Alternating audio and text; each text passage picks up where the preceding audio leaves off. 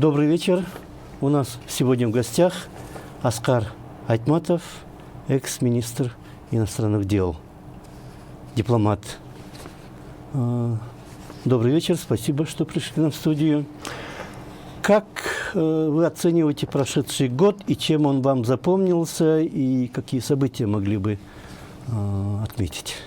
Спасибо, Нарын, что пригласили. По правде говоря, я сегодня отдаю вам свой долг. Мы давно уже собирались встретиться, давно вы меня приглашали сюда, на Пятый канал. И я, принося свои извинения, рад, что сегодня нахожусь здесь, в преддверии Нового года. Год для меня, как для всех нас, был богат на разные события, которые касались и общества, и лично тебя, твоей семьи.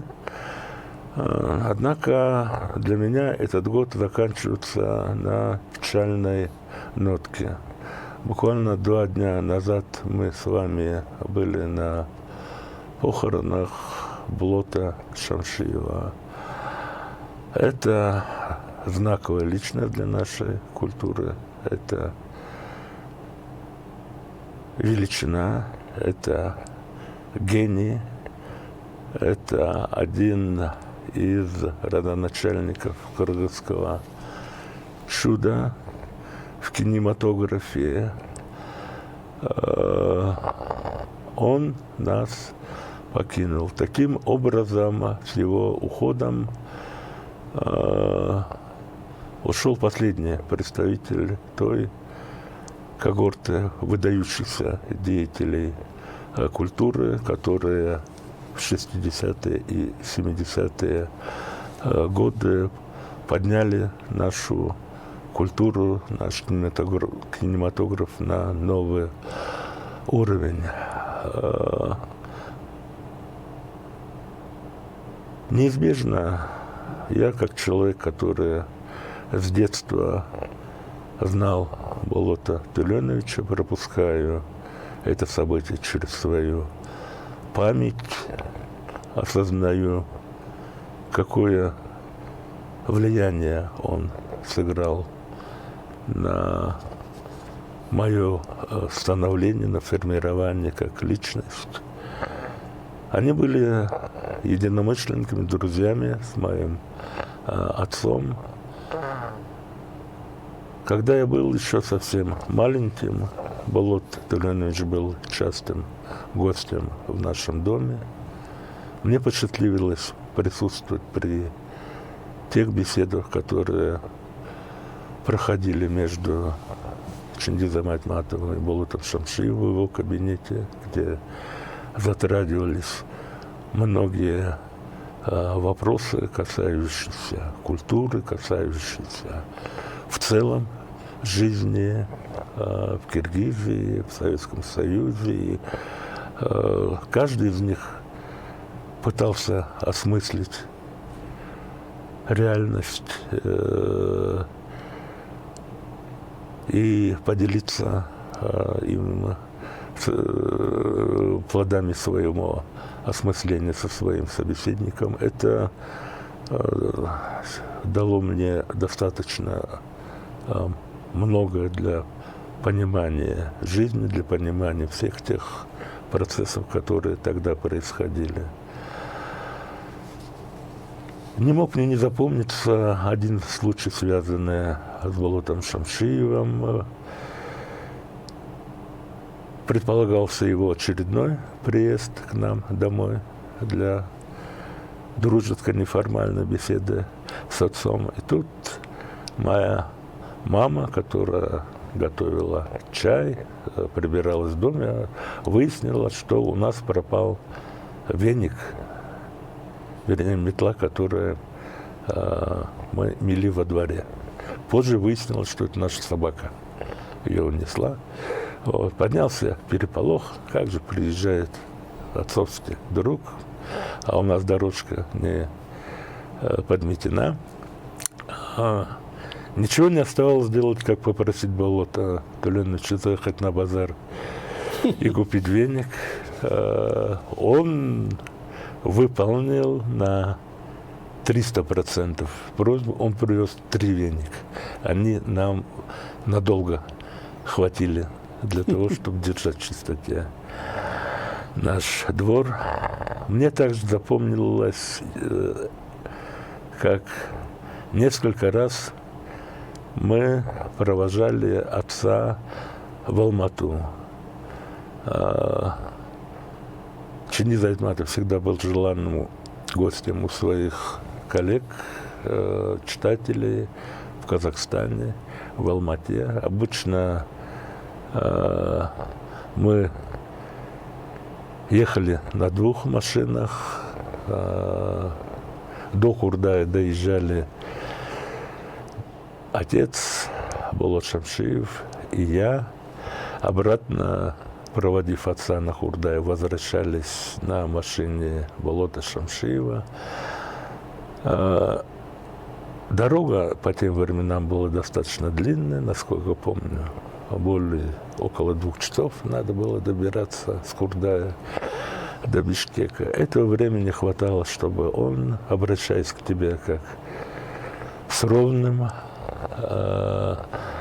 как человек со своим единомышленником, рассказывал о своих планах, о своих намерениях, учил меня жизни, делился своим жизненным опытом, давал школьнику-подростке какие-то советы, как стоит поступать в той или иной жизненной ситуации.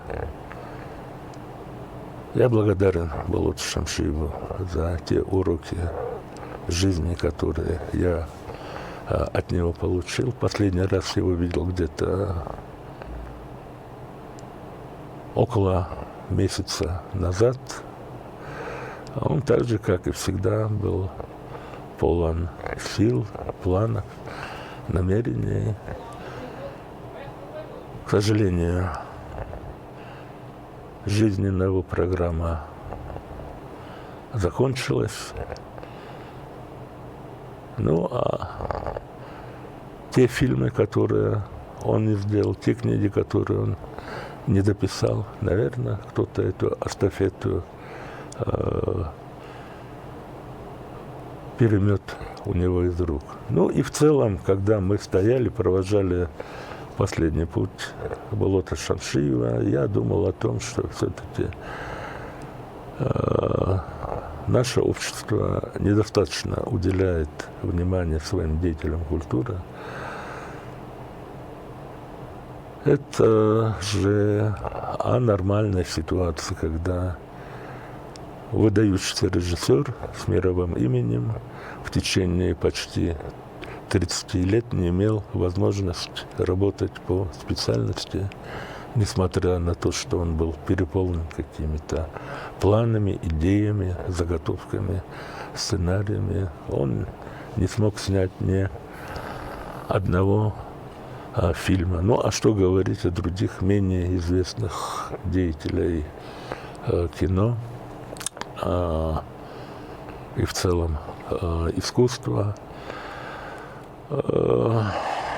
Если мы хотим, как общество, как страна, продвигаться вперед, естественно, необходимо уделять намного больше внимания культуре. Ведь по большому счету именно культура, она делает из толпы народ, что именно культура, она прививает ему историческую память, морально-этические ценности. Наш народ был в очень тяжелом состоянии в 90-е годы, когда стоял вопрос о физическом выживании, но все-таки потребность в духовности – это, наверное, инстинкт любого этноса. Я рад, что постепенно мы начинаем уделять больше внимания культуре, Вот. Но, естественно, это еще только капля в море, и государство, и общество, в первую очередь общество, естественно, они должны все-таки поставить во главу угла своего общественного внимания именно вопрос возрождения авторитета культуры. Это можно сделать различными путями. В первую очередь, конечно, речь идет о финансировании, о том, чтобы наша культура получала достаточно средств для того, чтобы могла существовать, выполнять свою общественную функцию. Но много зависит и от общества. Например, в свое время было хорошим тоном для руководителей, депутатов, всех тех, которые себя считали сливками общества, ходить на премьеры, в театры, в кино. Если политическая и экономическая элита, она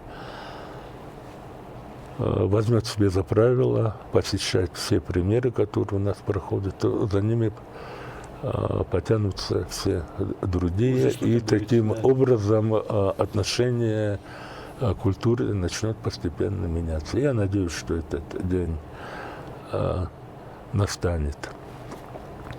А в целом вот культура, конечно, в таком состоянии, и вот взаимосвязь традиционного и современного. Например, вот был митинг, были митинги против вот этого феминалия, да, выставки, в составе этой выставки было, на открытии был перформанс с раздеванием. Как вы к этому отнеслись? Культура, есть традиционная культура, есть какие-то формы авангардной культуры. Это существует в любом обществе. Культура, она должна искать новые формы для самовыражения, осваивать соответствующий зарубежный опыт. Это все естественно, но я думаю, для всего должны быть рамки. То, что произошло в нашем музее изобразительных искусств,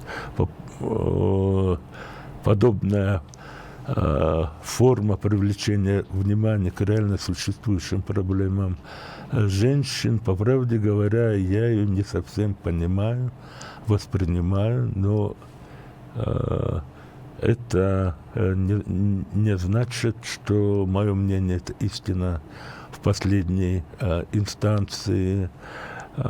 Для всего должно быть свое время и место. Может быть, подобные достаточно смелые передовые формы самовыражения, кстати, которые, даже если бы они имели бы место и на Западе, на котором мы равняемся, то они бы тоже, наверное, вызвали бы противоречивое мнение и реакцию. Наверное, не стоило бы проводить в таком месте, как Государственный музей изобразительного искусства. Наверное, для этого есть более узкий круг зрителей и какие-то другие места. Но это с одной стороны. Но с другой стороны, я не считаю, что те угрозы, те проклятия, которые посыпались на организаторов этого представления,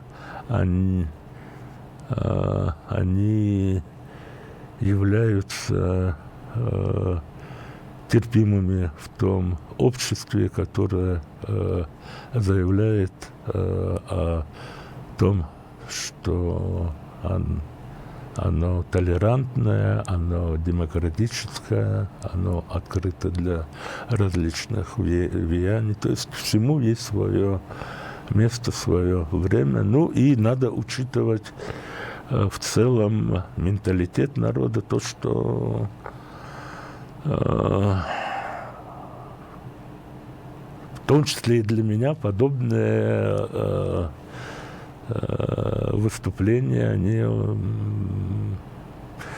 необычны, мы к ним не привыкли. Но, с другой стороны, увольняться из-за этого, получать угрозы, я тоже не завидую тем людям. Надо быть более осмотрительным, более внимательным, когда готовишь подобные мероприятия. Наверное, так. Там было давление на министра, да, были митинги, требования крови, да, жажда, как называется, такие вот действительно агрессивные. Но и после этого произошли несколько других митингов. Вот как-то вот в последнее время возобновились вот эти практика митингов, да, причем митинги оказались вовлечены туда не какие-то там, как раньше, слои общества, а современная молодежь, образованная, которые после себя убирают, не оставляют мусора. Было 2 митинга против урановых разработок и затем 2 митинга против коррупции. И в каком-то смысле общество как-то заряжено оказалось. И некоторое такое давление на власти в целом это правильные требования, да, допустим, против коррупции.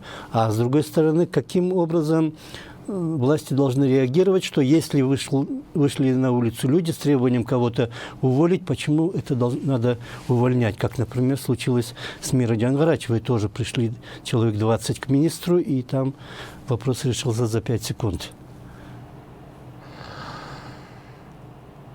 В целом, что касается митингов против коррупции, это свидетельствует о том, что передовая молодежь начала осознавать свою социальную ответственность, ответственность за судьбы, за будущее страны. Это нельзя не приветствовать. С другой стороны, именно учитывая, что она молодежь, что еще не накопила достаточного жизненного, политического опыта, очень важно не оказаться инструментом манипуляции, когда под видом борьбы с коррупцией идет какие-то политические разборки. В данном случае этот вопрос непосредственно касается нашей семьи Айтматовых. Ширин?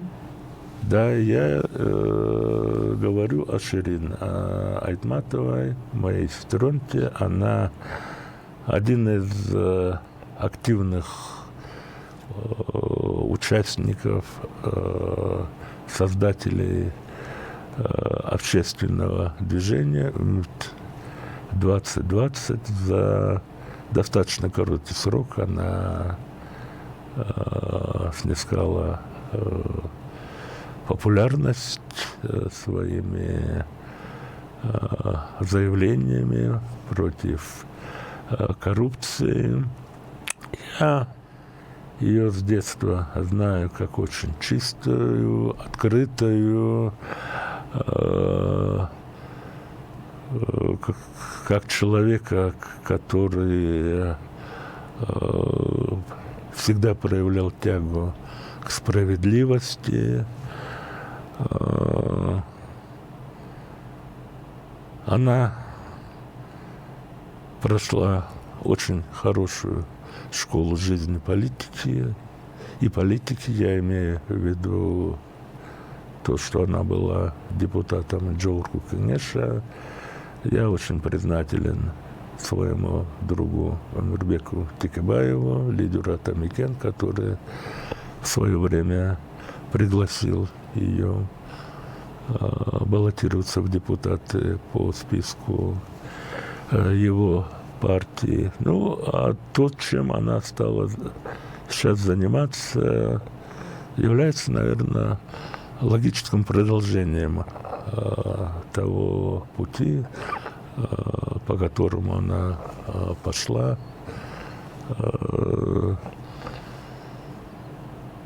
С момента депутатства. Надо учитывать, что есть большая общественная потребность именно в том, чтобы борьба с коррупцией была не каким-то изборочным, а выборочным орудием со стороны власти против неугодных, чтобы наше общество очищалось, чтобы открывались перспективы для продвижения вперед. Но, еще раз подчеркиваю, здесь очень важно не стать слепым орудием каких-то общественных политических сил, которые пытаются друг с другом свести счеты. Ну и, естественно, у меня не может не вызывать растущая обеспокоенность, то, что произошло с ее супругом. Как стало известно, на днях он был задержан на 2 месяца, ему инкриминируется мошенничество. Очень хотелось бы, чтобы наши правоохранительные органы объективно, беспристрастно, строго в рамках закона рассмотрели это дело. Сарака Кенджибаева, к сожалению, я сам близко не знаю, ничего не могу сказать о его предпринимательской деятельности, но я думаю, что Ширин такой человек, который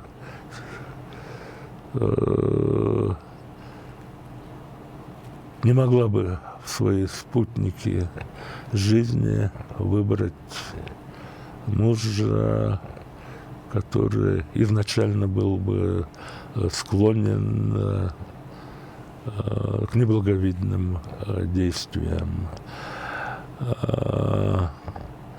Повторю, что я надеюсь на то, что речь в данном случае не идет о том, что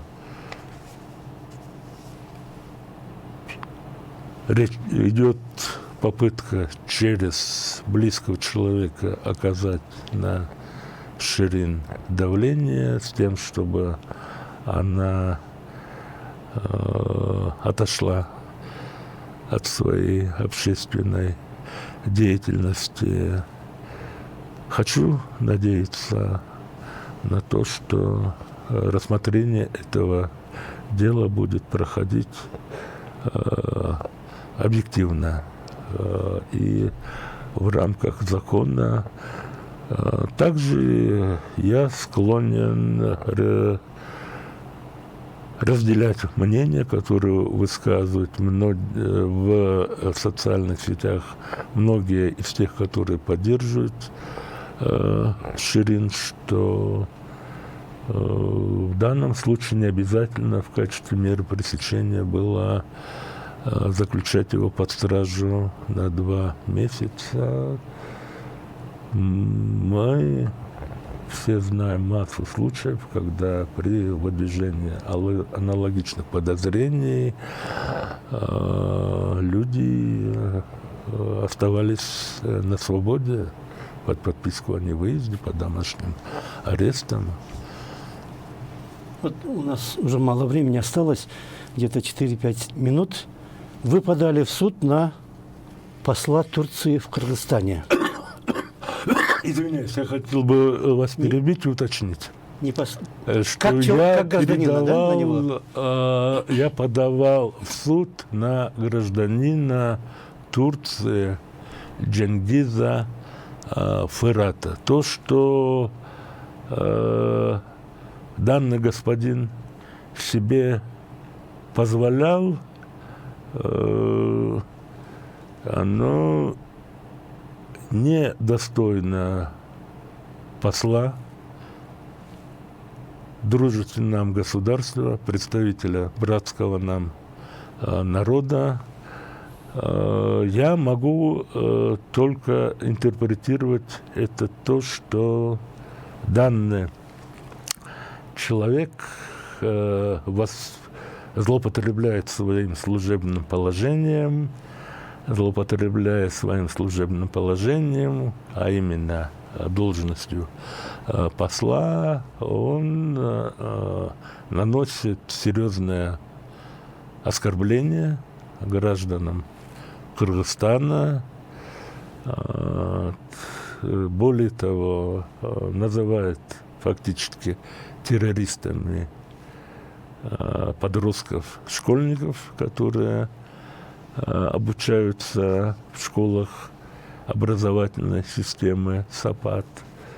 То есть занимается тем, что вмешивается во внутренние дела другого государства. Вот. Мне никогда бы не могло бы в голову прийти, что называть детей террористами является официальной позицией турецкого правительства. Суд сейчас идет, да? Состоялось 2 заседания суда. Первое заседание состоялось 26 ноября. На нем присутствовала только сторона истца, то есть я, мой юридический представитель. Ответчик не пришел, хотя ему заблаговременно направлялось уведомление. Второе заседание суда состоялось недавно, 20 декабря. На этот раз ответчик тоже не пришел, однако пришел представитель Министерства иностранных дел Кыргызстана, как представитель третьей стороны. Он рассказал суду о том, что за день до суда в Министерство иностранных дел приходил заместитель посла Турции, что он выражал недоумение тем, что Министерство иностранных дел ничего не предпринимает против попыток истца вызвать в суд Дженгиза Ферата в качестве ответчика, что это является нарушением Венской конвенции о дипломатических сношениях от 1961 года, в котором оговаривается наличие дипломатического иммунитета у посла и у других сотрудников соответствующих посольств. Кыргызстан присоединился в свое время к этой конвенции. Здесь я хотел бы особо подчеркнуть еще раз, что я не рассматриваю, что Венская конвенция и положение о дипломатическом иммунитете они относятся к данному случаю, что Дженгиз Ферат, он вышел за рамки дипломатической дозволенности, более того, он вышел за пределы норм общечеловеческой морали, что ни один дипломат не может себе позволить стране пребывание. Если он что-то подобное предпринимает, то, как правило, объявляет персоной нон-грата правительства принимающей стороны. Вот. В данном случае речь идет о сугубо частном иске. Вот. Я надеюсь на то, что меня и в Кыргызстане, и в Турции правильно поймут. Вот. Ну и соответствующее наше Министерство иностранных дел и правительство Турции, оно позволит Джангизу Фаратову принять участие в этом судебном процессе. Тем более, что я долго терпел от этого господина какие-то нападки, клевету в свой адрес. Он меня почему-то решил записать в террористы, пособники террористической организации Фетхулла Гюлена. По-моему, даже ее руководителей местных. Такую честь я принять не могу. Терроризм, он не имеет национальности, он не знает границ. Спасибо вам большое. К сожалению, у нас время подошло к концу передачи, 30 минут. У нас в гостях был Аскар Айтматов, дипломат, экс-министр иностранных дел. Спасибо большое. Спасибо вам, Нарын. Я хотел бы воспользоваться этой возможностью и поздравить всех зрителей Пятого канала с наступающим 2020 годом. Добра, благополучия, мира всем нам, каждой семье, всему нашему народу. Спасибо. Аскар Айтматов. До свидания.